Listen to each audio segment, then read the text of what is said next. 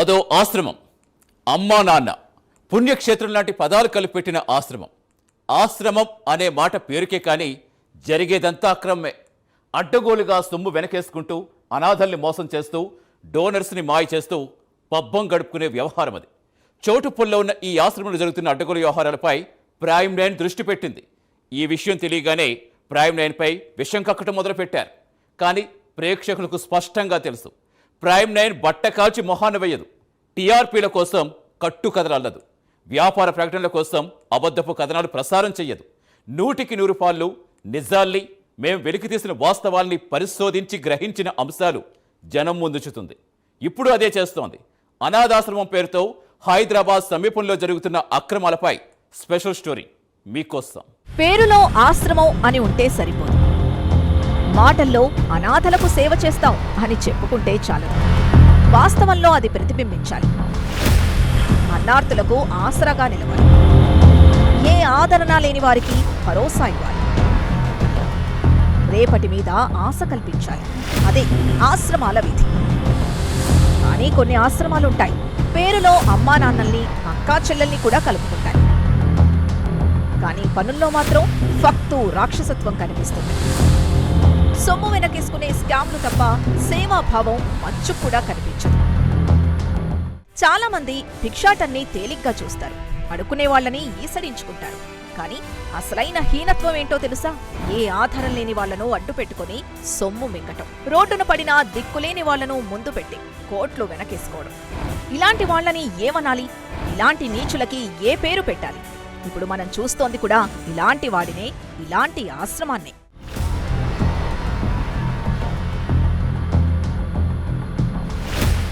పేరు అమ్మా నాన్న అనాథల పుణ్యక్షేత్రం.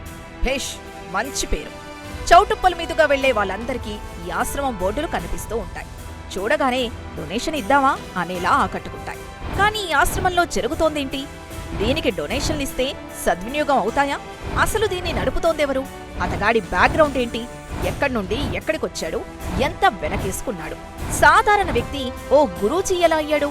ఇవన్నీ తెలుసుకున్న తర్వాత ఈ ఆశ్రమంపై ఓ అభిప్రాయాన్ని ఏర్పరచుకోవచ్చు.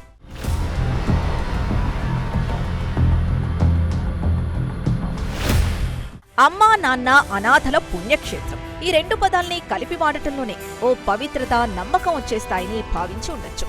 జనం తేలిగ్గా నమ్ముతారనే చీప్ ట్రిక్ కూడా కావచ్చు. ఎందుకంటే ఈ ఆశ్రమంలో అడుగడుగునా అన్ని విలువలు గాలి కొదిలేసిన నేలబారుతనం స్పష్టంగా కనిపిస్తోంది. ఇదేమీ నోటి మాటగా చెబుతున్న మాట కాదు, నిఖార్సైన ఆధారాలతో ప్రైమ్ 9 ప్రసారం చేస్తున్న కథనం ఇది. అంటే మీరు అమ్మా నాన్న ఆశ్రమంలో ఎన్నాళ్ళ నుంచి పనిచేశారు? ఒక 1 ఇయర్ చేశారు. అంటే అందుట్లోని చాలా మటుకు స్కామ్ జరుగుతుందని మా దృష్టికి అయితే వచ్చింది. అయితే మేము ఎంక్వైరీ చేసిన దాని ప్రకారం అందుట్లో భారీ ఎత్తున స్కామ్ అయితే జరుగుతుంది. అసలు అందుట్లో ఏం జరుగుతుంది? స్కామ్ అంటే చెప్పాలంటే చాలా ఉంది. ఫుడ్ విషయంలో కానీ, మనీ విషయంలో కానీ చాలా ఉంది.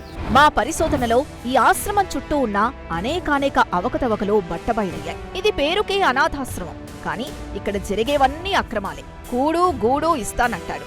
రోడ్లపై తిరిగే అనాథల్ని తెచ్చి పోషిస్తున్నట్టు బిల్డప్ ఇస్తాడు. వాళ్లని చిత్రహింసలు పెడతాడు. ఇలా పోగేసిన అనాథల్ని ఒక దగ్గర చేర్చి డోనర్లకు చూపిస్తాడు. అందరికీ 3 పూటలా మంచి భోజనం పెడతామని కలరింగిస్తాడు. అందరికీ డోనర్స్కి చెప్పడం కూడా 3 పూట్ల తిండి పెడుతున్నామని చెప్పడం, అది కూడా తెలుసు. కాకపోతే 2 పూట్లని పెడతాం. డోనర్లున్న కాసేపు డ్రామా చేసి నమ్మిస్తాడు. దీంతో వాళ్ళు, ఆహా ఎంత సేవ చేస్తున్నాడు, ఎంత చక్కటి ఆశ్రమం ఇది, ఇలాంటి సంస్థకి మనవంతుగా ఎంతో కొంత ఇవ్వాలి కదా అనుకుంటారు. అలా ఇచ్చేవాళ్లే ఇతగాడి టార్గెట్. వాళ్ళ నుంచి కొల్లగొట్టిన సొమ్ముతోనే ఇప్పుడు ఏకంగా ఓ సామ్రాజ్యాన్ని నిర్మిస్తున్నాడు. కేవలం సొమ్ము వెనకేసుకోవటమే కాదు, ఇక్కడ జరిగే అక్రమాలు తెలుసుకుంటే వారిని పుణ్యక్షేత్రం అని పేరు పెట్టుకుని ఇంత సాగిస్తున్నాడా అని ఆశ్చర్యపోతారు.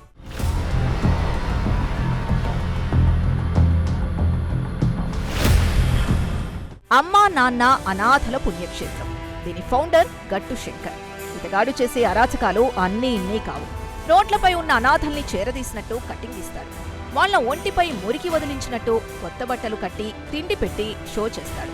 చారానా కోడికి బారానా ప్రచారం సోషల్ మీడియాలో చేసుకుంటాడు. ప్రకటనలు విడుదల చేస్తాడు. ఈ రోజు అనాథాశ్రమంలో ఫేస్బుక్ ఒకరు, వాట్సాప్ ఒకరు, ఇన్స్టాగ్రామ్ ఒకరు, సోషల్ మీడియాకి ఒకరు, అందులో చేసే అనాథాల కంటే వాళ్ళ పనిచేసే వాళ్ళే ఎక్కువ ఉన్నారు. అంతమంది జీతాలు ఏడంగా తెచ్చేస్తున్నాడు, అంతమందిని ఏడంగా సాగుతున్నాడు. ఆదుకోవాలని అడుగుతాడు. ఇలాంటి కథలన్నీ చూసొచ్చిన డోనర్లకు అరచేతిలో ఆర్ఫనేజ్ విశ్వరూపం చూపిస్తాడు. ఇక్కడితో డోనర్ల కథ కంచికి వెళ్తుంది.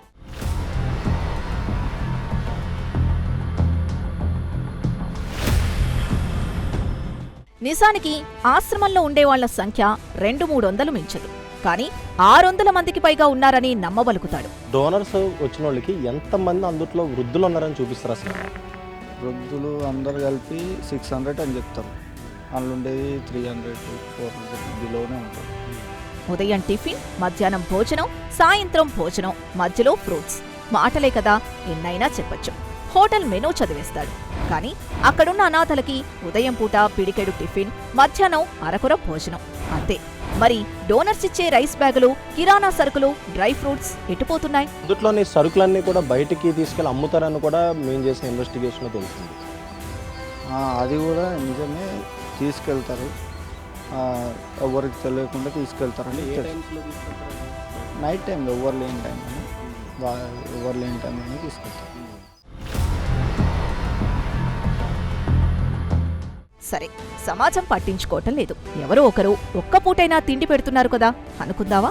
ఇక్కడ కేవలం తిండికి సంబంధించిన లోటు మాత్రమే ఉంటే అలాగే అనుకోవచ్చు. అంతకు మించిన అనేక స్కామ్లున్నాయి. ఈ ఆశ్రమం పెట్టింది అనాథల కోసం, ఏ ఆదరణ లేని వృద్ధుల కోసం కదా. కానీ మాట వినని వాళ్ళని చితకబాదుతాడు. వాళ్ళని కొట్టడం, తిట్టడం అలాంటివి కూడా చేస్తుంటారు. వాళ్ళకి ఏమైనా హెల్త్ ప్రాబ్లమ్స్ వచ్చినా బయట హాస్పిటల్కి అయితే తీసుకెళ్లరు. అందులోనే ఒక ఆర్ఎంపీ డాక్టర్ ఉంటాడు, తనే చూసుకుంటాడు అంతే. ఇంకా హెల్త్ ఇష్యూస్ ఎక్కువగా ఉండి కూడా వాళ్ళు చనిపోయిన వాళ్ళు కూడా ఉన్నారు.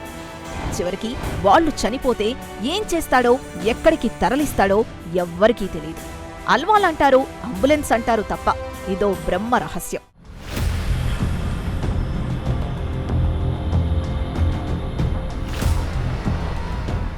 ఆశ్రమ ఫౌండర్ గట్టు శంకర్ కొన్నేళ్ల క్రితం రెక్కాడితే కాని డొక్కాడని సాదా సీదా మనిషి. రేకు షెడ్డులో మొదలైన అనాథాశ్రమం నుండి 5 అంతస్తుల భారీ భవనం వరకు విస్తరించాడు. అంతేనా, చుట్టూ విశాలమైన ఖాళీ స్థలం. ఆఖరికి గవర్నమెంట్ పార్కును కూడా కబ్జా చేశాడు. పార్కింగ్కి వాడేస్తున్నాడు. ఇదిగో ఈ 5 అంతస్తుల భవనంలో ప్రతి అంతస్తు ఒక్కొక్క డోనరు విరాళంగా ఇచ్చినవే. మరి ఈ భవనానికి ఇటుకలెత్తిన కూలీలెవరో తెలుసా? రోడ్లపై నుంచి లాక్కొచ్చిన అనాథలే. అంటే అనాథల పేరుతో వచ్చే విరాళాలు వాళ్ల శ్రమతో కట్టిన భవనం. దీన్ని అనుభవిస్తోంది మాత్రం గట్టు శంకర్, గట్టు శ్రావణి.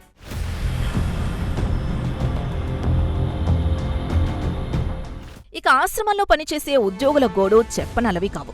బండెడు చాకిరీ, పిడికెడు జీతం. చాలాసార్లు అది కూడా ఉండదు. జీతం ఏదని అడిగితే గెటౌట్ అనే బెదిరింపులు. మహిళలైతే లైంగిక వేధింపులు అతనం. ఫిజికల్గా కూడా ఇబ్బంది పడు. 1-2 టైమ్స్ నన్ను కూడా తీసేయడానికి కారణం అనుకుంటా నేను. ఆశ్రమంలో పనిచేసేవాళ్లు యరాచకాలు చూసి తట్టుకోలేక గట్టు శంకర్నే నిలదీస్తే రౌడీలను తీసుకొచ్చి పాయింట్ బ్లాంక్లో గన్ పెట్టి బెదిరింపులకు గురిచేస్తాడు.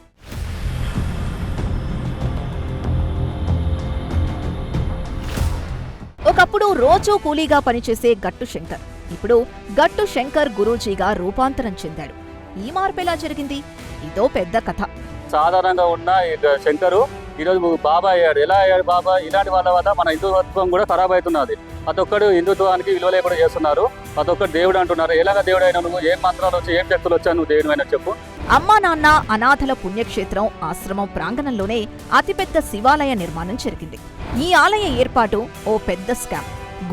గుడిలో లింగాన్ని ఒక గుటకలో మింగే శక్తి ఈ గట్టు శంకరుడికుంది. ఒకటి మా ప్లాట్ కూడా, మా అన్న వాళ్ళ ప్లాట్ కూడా అనాథాశ్రమంలో ఉన్నది. దాన్ని కూడా కబ్జా చేసి ప్లాటును రోడ్డు చేసి పడేసిండు.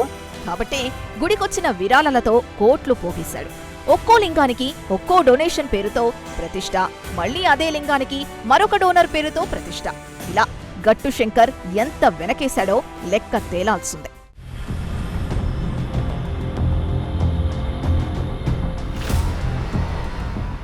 ఇక గట్టు శంకర్ స్వాహా పర్వంలో కీలకమైన అంశం గట్టు ప్రొడక్షన్స్. డొనేషన్లు మొత్తం తన సొంతానికి వాడుకున్నాడనటానికి ఇది ప్రధాన ఉదాహరణ. గట్టు ప్రొడక్షన్స్ పేరుతో వసూలైన సొమ్ములో 2 కోట్ల పైచిలుకు అమౌంట్తో ప్రొడక్షన్ హౌస్ ఓపెన్ చేశాడు. ఓ సామాన్య రోజూ కూలీ ప్రొడక్షన్ హౌస్ ఎలా స్టార్ట్ చేశాడు? అనాథలకు తిండి పెట్టే పేరుతో డొనేషన్లు వసూలు చేసే వ్యక్తి ఆ సొమ్ముని దుర్వినియోగం చేయకపోతే ఇదెలా సాధ్యం? ఇప్పుడే కూడా నువ్వు మారకపోతే మాత్రం ఇంకా ముందు ముందు తీవ్రంగా ఉంటుంది. హిందూ సమాజం కానీ మన సాధారణ జనాలు కానీ మానవత ఉన్న ఎవరైనా సరే ఏ మతం కులం అనేది లేదు. ఇక ప్రతి ఒక్కరు నువ్వు ఈ నారాయణపురంకి వెళ్ళి వచ్చినప్పుడు నువ్వు ఎలా ఉన్నావు, తౌడు మనకు వచ్చి ఎలా అయ్యావు, హైదరాబాద్కి వచ్చాక ఎలా అయ్యావు, హైదరాబాద్కి వెళ్ళి మళ్ళీ ఇక్కడికి వచ్చి నువ్వు ఇన్ని ఎకరాల భూమిని కబ్జా చేసి నువ్వు గవర్నమెంట్ మోసం చేసి ఇంతకుముందు కూడా మీకు ప్రభుత్వం కూడా మీ మీద స్పందించింది కూడా. అప్పుడు అనాథాలకు కూడా ఏం లేదన్నది కూడా ఆ రోజు మీ తమ్ముడే ఉన్నాడు. అప్పుడు నువ్వు లేవు ఇక్కడ, మీ తమ్ముడు గట్టుగిరి ఉండే, గట్టుగిరి ఈరోజు అనా కూడా అక్కడ మాతృదేవ భవన్ పెట్టాడు. ఆయన అక్కడ కూడా వసూలు చేస్తున్నాడు డబ్బులు. ఇక్కడ నువ్వు డబ్బులు వసూలు చేస్తున్నావు. జనాలు అక్కడ పీడించుకొని తిన్న డబ్బులు ఎప్పటికీ మనకు ఆరోగ్యానికి కూడా పనికిరావు.